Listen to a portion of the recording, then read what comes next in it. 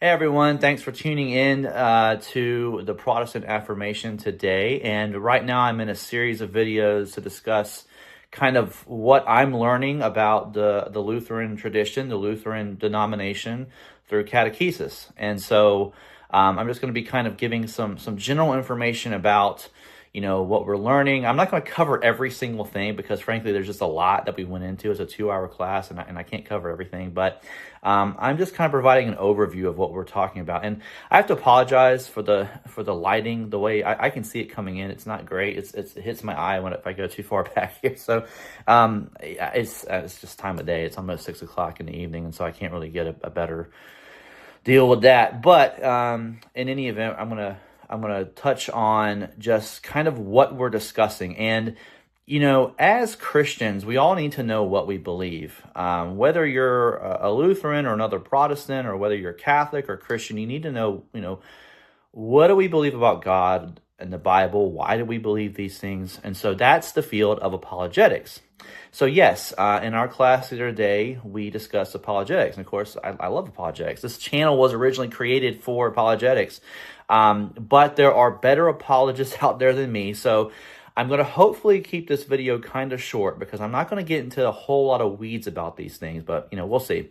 I actually recorded a video earlier. It's about 20 minutes, and so I need to cut that down a little bit, and so I decided to re-record this. But so the first thing we talked about was the difference between natural revelation and special revelation.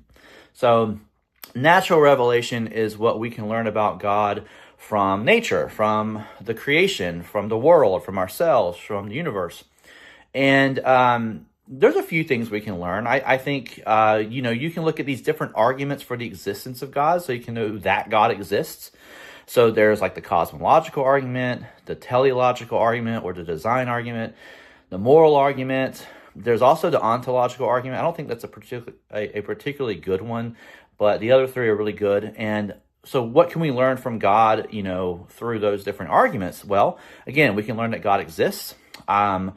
Focusing specifically on the cosmological argument, we can learn that God is powerful and intelligent. I mean, to create the universe, you'd have to be pretty powerful and intelligent. From the design argument, we can learn that God, is very creative. We can learn that God has agency.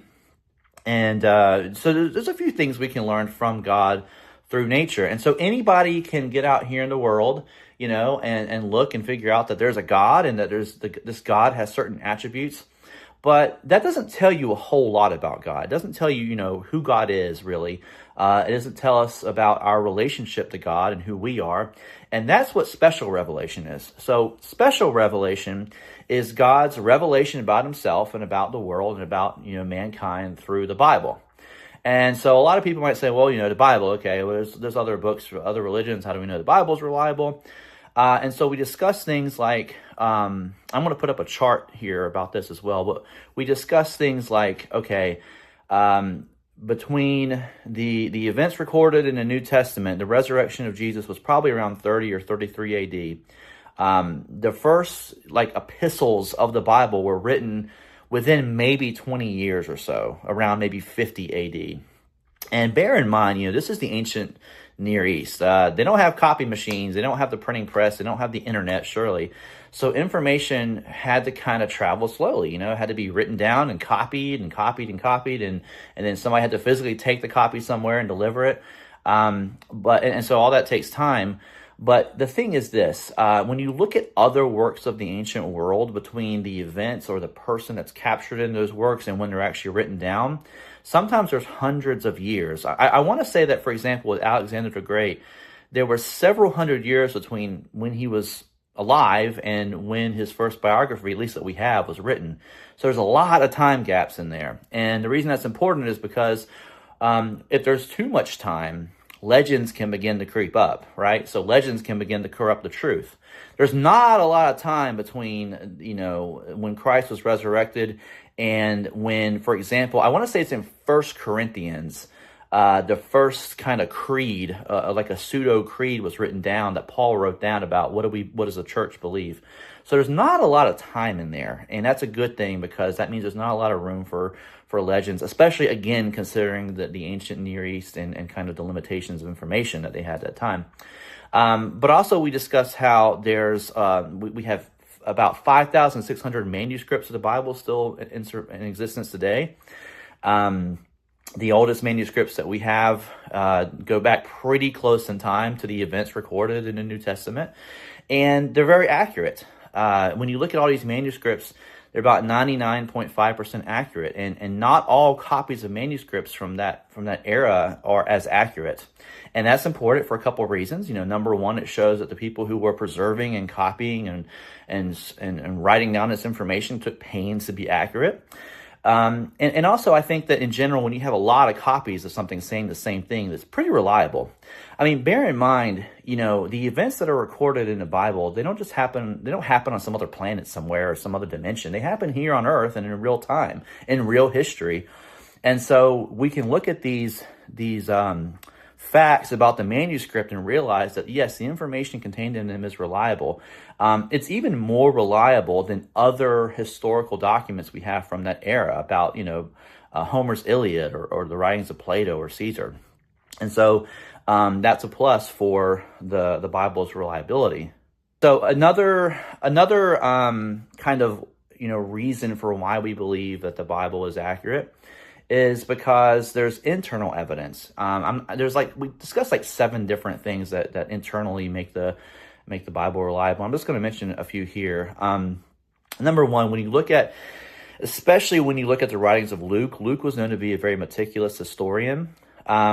There are geographical references in his writing that you would have to be there to know these geographical references. And so that kind of attests to the fact that he was very meticulous and careful with the facts. It detracts from the idea that this is a forgery or just somebody writing, hundreds and hundreds of years later, because these are facts you'd have to kind of be there at the time to know that they were true. Another reason that we know that the information in the Bible is reliable is because sometimes the information doesn't paint the most flattering picture of the apostles.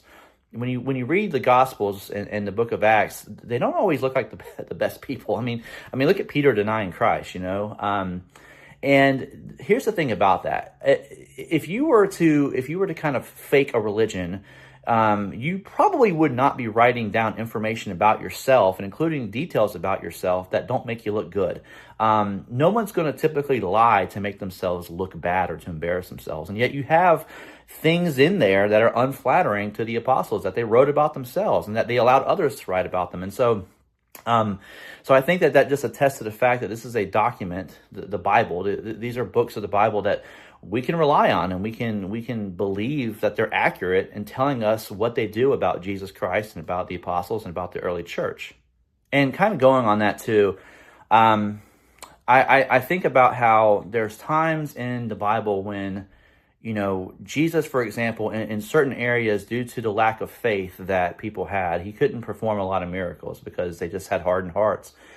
And you think about, when you read the Bible and you look at it, you think, well, this is the Messiah. This is God in human flesh. And yet it says he can't do certain things. Now, it doesn't mean he physically, literally could not. It's just, again, he's working, with fallible humans, and he's realizing that these miracles are not going to have any effect on them. So he's not going to do a lot of miracles in these certain areas. But at a surface level view, when you read some of these accounts, it looks like Jesus is limited. It looks like he's not as powerful as maybe, God should be.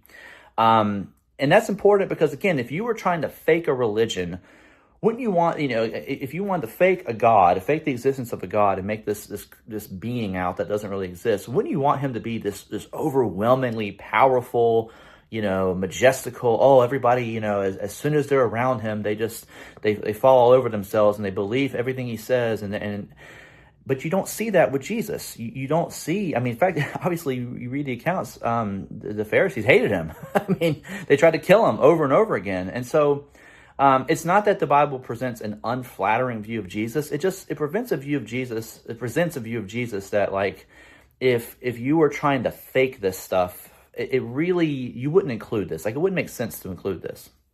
And And another thing I kind of want to touch on too, we didn't go into a lot of detail about this in particular, but when you think about what happened to the apostles, how they were persecuted and tortured and martyred, it's like, well, what would they have to gain from lying about this stuff? I mean, we've got all these other reasons. We've got these internal, evidences about the Bible that can help us know it's true. But in general, why would they fake any of this? What would they have to gain from it? They had nothing. They didn't gain any power or money or prestige. They lost their lives.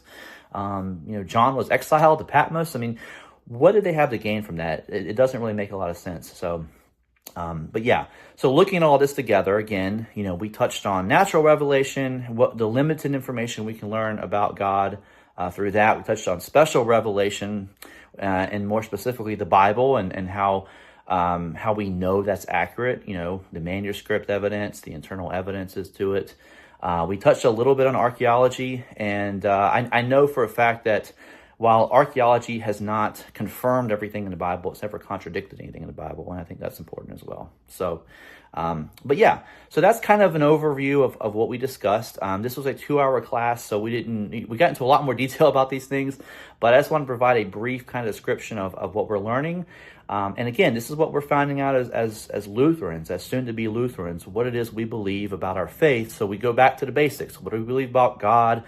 And what do we believe about the Bible? And so that's what we discussed. And I think this coming Sunday, we have more apologetics. I'm not sure. Later, we'll get into more of the specific theological doctrines of Lutheranism. But I think we've got one more Sunday of apologetics. So after that class, I'll come back. I'll make another video, and I will upload that and continue sharing what we're learning in catechesis. So thank you for watching. I appreciate it. You have a great rest of your day. God bless.